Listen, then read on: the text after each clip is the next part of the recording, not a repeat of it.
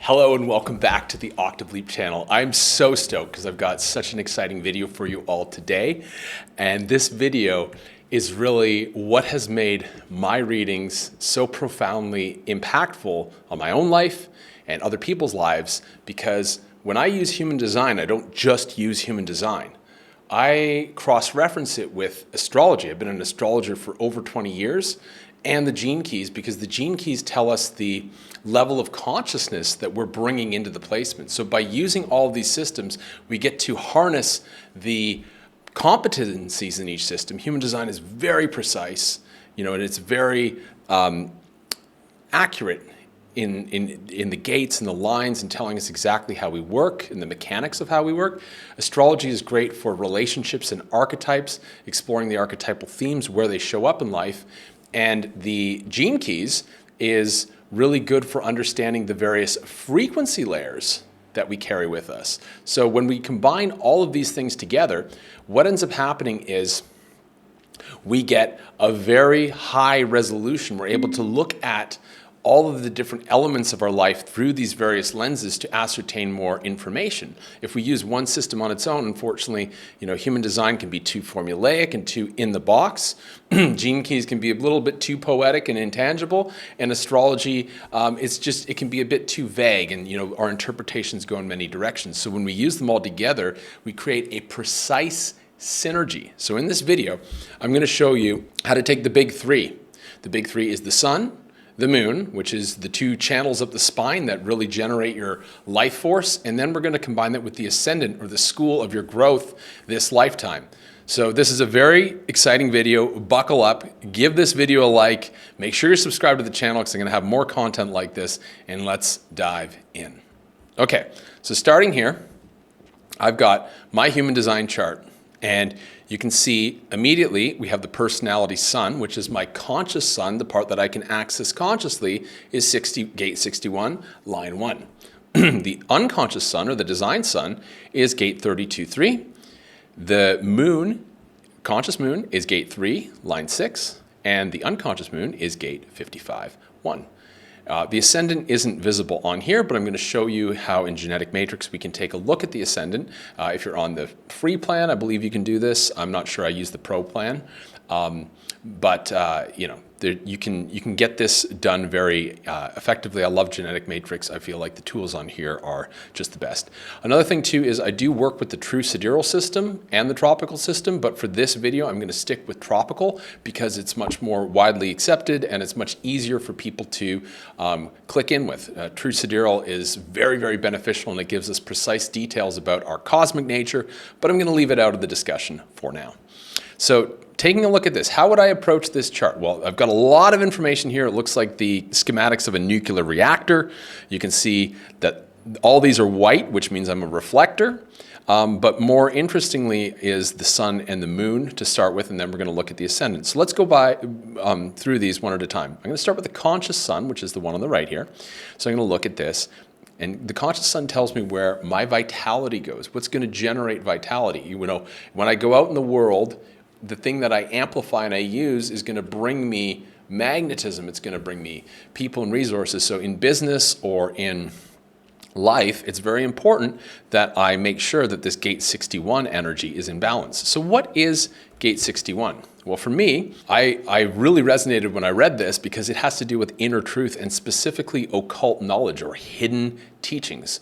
I love to go deep into spirituality. I've been on a spiritual path looking at the Vedic traditions, the Gnostic traditions, galactic sort of teachings, everything I can get my hands on, especially when it goes into detail and it's going into the depths of it and exposing the secrets. And then I take those secrets and then I translate them into understandable language and processes and practices, and I share them with people. And this is really how I've been able to make a successful living online, through my content, through my community, and it has really served me well. And so this gate 61 is the ability to access and understand one's inner truth and wisdom. And it's led through self-awareness and introspection.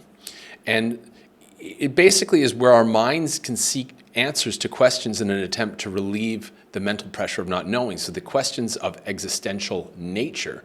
So this also can be getting too caught up in dogmatism, where, we basically pitch our tent partially up the mountain.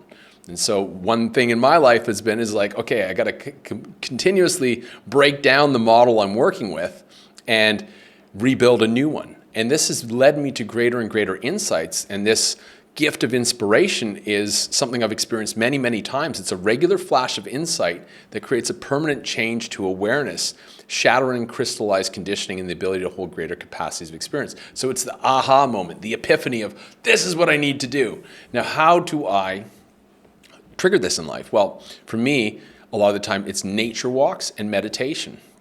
These are two very profound things that I do, or resting, just plain resting, whether it's lying in the sun or going to the sauna or whatever. It's when I'm not doing, not knowing and not doing go kind of hand in hand here.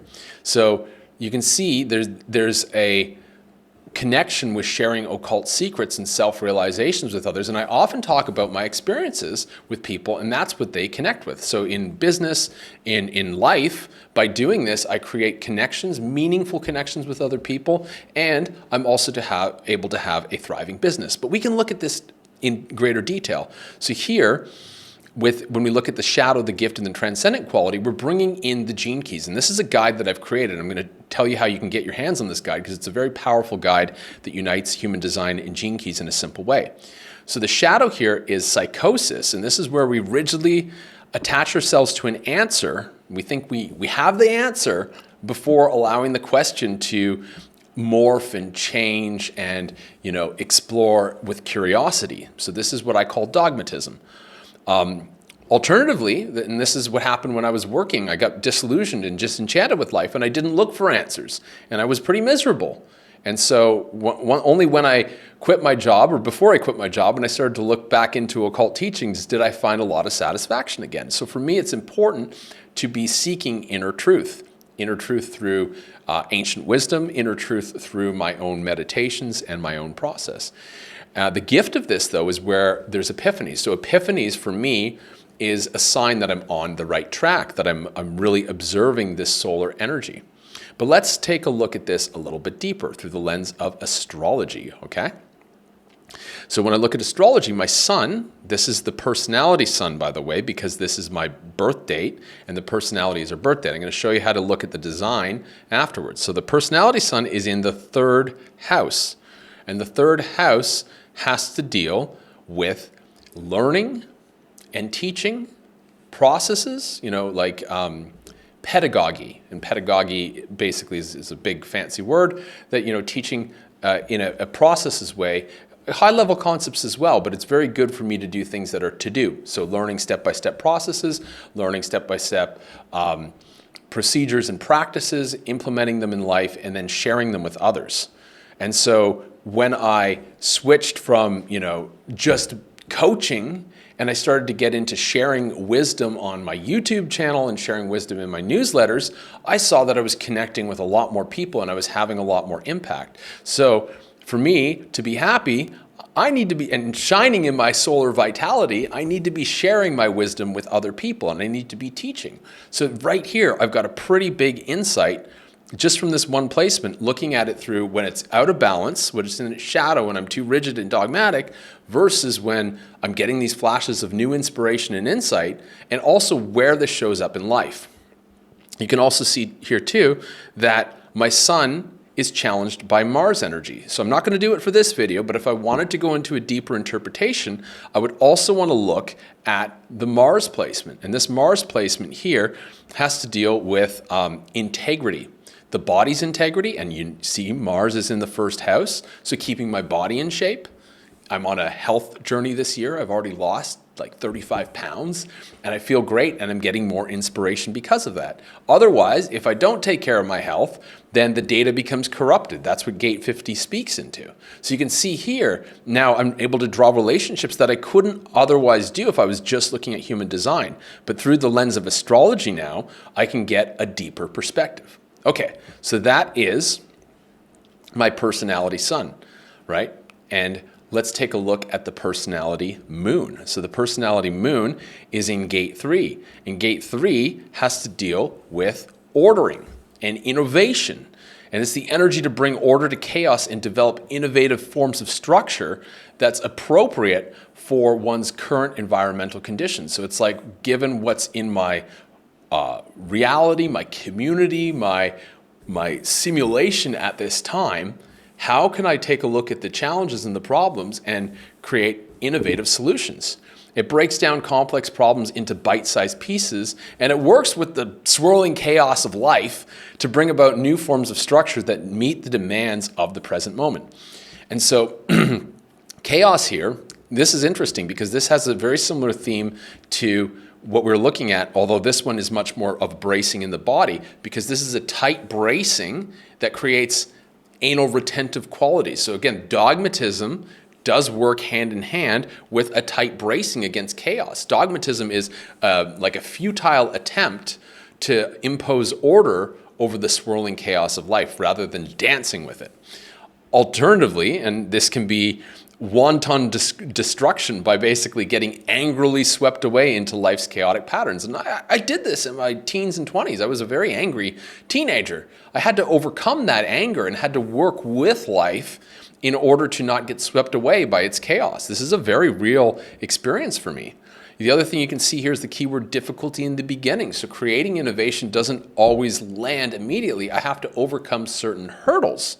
It's an impulsive energy, and it comes from the sacral. So I want to make sure that I'm engaging my sacral, not just sacral authority, but like on a somatic level, that I'm keeping my sacral region open through breath work, through movement practices, through exercise. Walking is really good for this, as well as yoga, kundalini yoga, hatha yoga. So now I'm getting more insight. Okay, I want to keep my sacral open, because if it gets stagnant, it's going to lead to probably this tight bracing. If it's open and it's flowing and that energy channel can move, I'm going to be more in the frequency of innovation, which creates new forms of structure on based on what perfect alignment looks like in the present moment. So you can see when we combine this with the solar of occult wisdom and the lunar of innovation, you can see that I'm here not just to represent and present ancient wisdom, but I'm here to refine it for the needs of the present moment, which gives it a power. So, I often develop my own language for some of these ancient concepts that, might be in Sanskrit or in a different language that doesn't really, that feels pretty angular for the current cultural milieu. Now, we're going to look at something even cooler. We're going to look at where my moon is in astrology, and you can see it's in the 7th house. So for me, it's really good to go into partnerships, whether it's in a romantic partnership or a co-creative partnership, or it's like a business partnership. But this is really where I innovate. This is also a reflector quality too, of being able to witness another person, see the other person, and work with them, mirror back their brilliance and sort of amplify that and create this sort of cycling and spiraling up of energy between two people. So for me, I say, okay, cool. Like I need someone else to innovate with. This is very good for business. And, one of the things I do quite often is I bring in collaborators for my business. I say, hey, this person's really good at, yoga, or this person's really good at breath work, or this person's really good at human design. So I'm going to bring them along, and I'm going to share with them in a workshop, let's say, or in a course, their wisdom blended with mine because it relates to the inner knowing and the inner teachings here. So you can see right now I'm starting to get a very good sense of what's going to work best for me. Collaborations and seeking inner truth. Now I'm going to show you how to do this with the ascendant, because the ascendant is not on here, but the ascendant in astrology is very important. It's how we appear to others in life. It's also the school, the part of us we can't really see within ourselves, but that we need to grow into and experience. And you can see my ascendant is in the sign of Scorpio over here. However, I can't really see an ascendant on that chart, but luckily Genetic Matrix has this cool thing where I can go Astro HD and Natal, and after it loads, I can go here and I see my ascendant, and it's very tiny, but right there it says gate 43, 1. So I say, okay, cool. What's gate 43? So gate 43 is insight. And this insight is where I'm able to understand the deeper meaning and patterns in life that lead to profound insights and wisdom. So how I interpret this is the school of hard knocks, going through life and gaining insights and telling analogies and allegories from the various encounters that I have in life. So there's a progression here from the survival to service to finally surrendering. And this here, the important thing is to tune out the internal noise, or the shadow of this is deafness, and deafness often is when you're not listening to yourself. And so the gift of this is getting away from that. Deafness can be caused by inner chatter. It can be caused by other people's opinions that then circle around in your head later when you're trying to sleep. And really what we want to do is establish the gift of insight, where you stop listening to the world for validation and you do things your own way. You trust your inner voice no matter what the consequences here. So what this means is, when I'm reading the ancient teachings and I'm going through and doing these processes, what I'm also doing at the same time is I'm listening to my inner voice to validate them and to show me, okay, is this right for me, or is this something I need to refine? Because remember, the moon placement was about innovation, so I'm here to refine and innovate. So I've got to listen to the inner voice to know what needs to be innovated. And so you can see now, it's a subtle pattern, but I'm looking at my astrology, the big three, the sun, the moon, the ascendant, through the lens of human design, and I'm getting very specific information.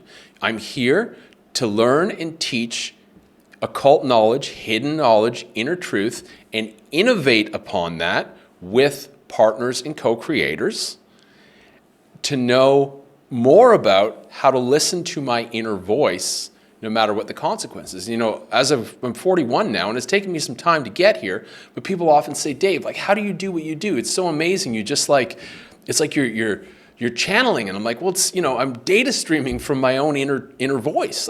This is just coming through. So this is how we get ourselves into alignment. We look at these three, the big three, and we don't need all the other stuff in the chart. You notice I'm not looking at all this other junk. I don't want to call it junk. It's fascinating stuff, but I'm not looking at all the other details.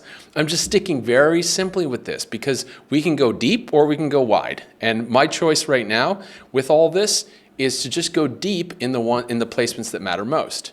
Now, on the other side of the spectrum, I can also take my design date, so I can actually go edit here, and I can go, okay, what's my design date? So it's you can find it. It is 17th of October, 1983, 6:27, right? And so now I can look at these placements. So here we looked at the conscious mind. Now we're going to look at the unconscious motivation. So this is gate 32 on the unconscious side, and gate 32 speaks to continuity. And this is the preservation of the species, the capacity to maintain progress over time and take a long-term view of any endeavor to ensure success.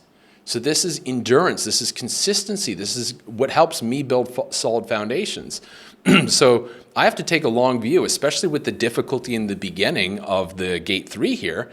I want to make sure that I'm doing my due diligence with the teachings that I'm finding. So it's not just a superficial investigation. This is really me going deep and contemplating over time and listening to that inner voice repeatedly before acting. Because there is a huge, fear inside of me of failure. And that failure can show up through self-sabotage, or it can show up by bracing against failure and getting very tight. When I was in my 20s, I often felt very tight and constricted in my body. And when I started to read the human design and see, look, I got a spleen center for my design sun, and I've got a sacral center for my personality moon, these are bodily sensations, and this is contracting and tightening. So as I relax my viewpoint, as I relax my perspective on life, my body feels better. Isn't that cool? So we can take a look at the various levels of this through the gene keys, but right now I actually want to go and see something else here. So I'm going to take a look at where the sun shows up in my chart. And this sun, lo and behold, is in the first house. So the first house is our body. The first house is our physical vessel. And so you can see here that failure, for me, is a bodily sensation, bracing against failure or else self-sabotage. So when I dedicate my efforts to serve something greater, and it's not just for me, but it's for others, I feel very relaxed. And I'm able to continue with the endeavor over time, despite falling down and having to get back up again. So taking a look at these deeper levels is very, very important. And you can see too, the deeper motivation of my moon, my intuitive self, is this knowing of abundance, gate 55, which is the new frequency. This is the gate that is mutating in the collective right now, gate 55. It's a solar plexus gate, and there's been a lot of activation in people's solar plexuses over the last few years. I do somatic work as well, and I see it all the time. And when we get out of victimization, when we get out of complaining about other people or external circumstances or blaming other people and blaming ourselves, and we just stop and realize the beauty, realize the blades of grass, the insects, the animals, the birds, the nature's abundance that's unfolding constantly around us, we become a living part of that global awakening that's taking place. So all this innovation and all this inner truth is leading somewhere, and it's leading for the Great Awakening. And this is my core wiring. So you get to know a little bit more about who I am. Now, where does my moon sit? This sits in the 6th house. This is my daily work. This is my health. That's why I'm always on the newest innovative, like new human frequency technologies and diets and all this kind of stuff, because for me, health and daily work are so tied to this new frequency, to this gate 55 that is emerging on our planet today. So we got one more placement to look at. I'm going to show you now how to get a sense of your ascendant. And so you can see I'm getting very specific information. I wouldn't get this information if I just looked up my astrology chart. And I also wouldn't get some of these finer details about where this shows up in my life and the relations that these planets have to other placements if I just use human design. So here, with the ascendant, we can see it's in gate 4. Gate 4 has to deal with rational formulation. And rational formulation is the driving force behind developing logical and coherent plans for successful decision making. And when we use these plans, we develop logical plans, it's not coming from just coming from the mind, but it's coming from understanding where the crystallized mental patterns, the programming has been broken and new levels of insight are flooding in. So again, this is very closely related with the insights that come from ancient knowledge, from occult wisdom, you could say. And which is why I feel like this ascendant here, this gate 4, has so much to do with my search for truth, my research work, and using that and resting in that to penetrate for greater inner truth.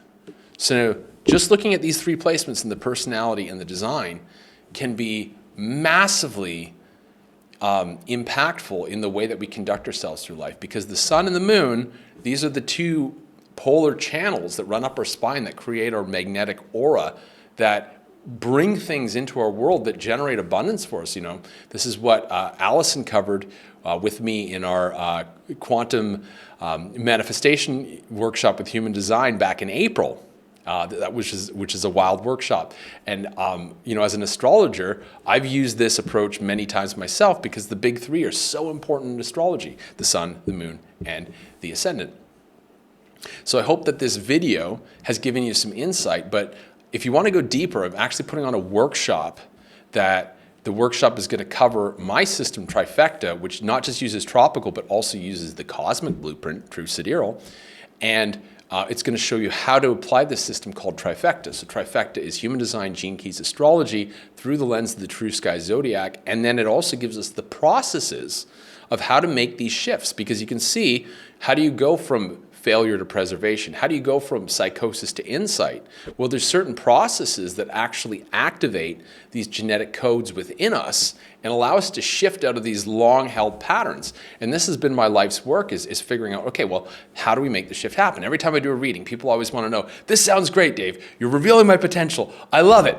How do I make it happen? Because it's not my experience right now. So it's led me on a journey to find these processes. So when you join the workshop, you'll get an exact walkthrough of how to use trifecta for these 3 placements for yourself. You're going to get mini readings. I'm going to do mini readings on day 2 for everybody that shows up. In addition, you're going to get my guide that I just shared with you there. You're going to get to see the processes that I recommend for this, how to work with the various centers. There's going to be so much packed in there that I just can't cover in a 20 or 25-minute video, but I can cover in a workshop. The best part is it's pay what you want, but you got to register before it begins on the 28th, I believe it is. You can check the link in the description below is where you'll find the workshop, and there's replays available too. So even if you can't make it, just go sign up for it, pay what you want. Obviously I have a suggested amount, but it's totally up to you, because I do this as my service. This is my way of hitting that gate 32 there, that continuity. It's serving something greater than just myself, serving you guys who might be finding me for the first time, who might have already watched all my videos on YouTube. And I'm just here to share this wisdom and this innovation, because this is different, right? So you can see what I'm doing here is already applying my design through the lens of astrology. I'm innovating. This time I don't have a collaborator or partner with me, but I do on many other occasions. So the entire way that I've set up how I show up in the world is based on what is true for me. Now, this is only one lens. This is just the tropical lens. In the workshop, I'll show you how to take off the cloak, the personality, and get into who we are at a cosmic level. So it's a very profound workshop. I've never taught this stuff before, and I highly recommend you join. Even if you can't be there, get the replays for later, because it's going to be groundbreaking stuff that will really help you tap into that self-identity that you feel deep inside of you, that you just need to start to identify exactly the details and how to get there. And that's what we're going to cover. So I hope you enjoyed this video. I hope to see you at the workshop. And I'll also be giving you a free copy of the guide that I wrote and I use on a daily basis with myself and clients. Okay, take care.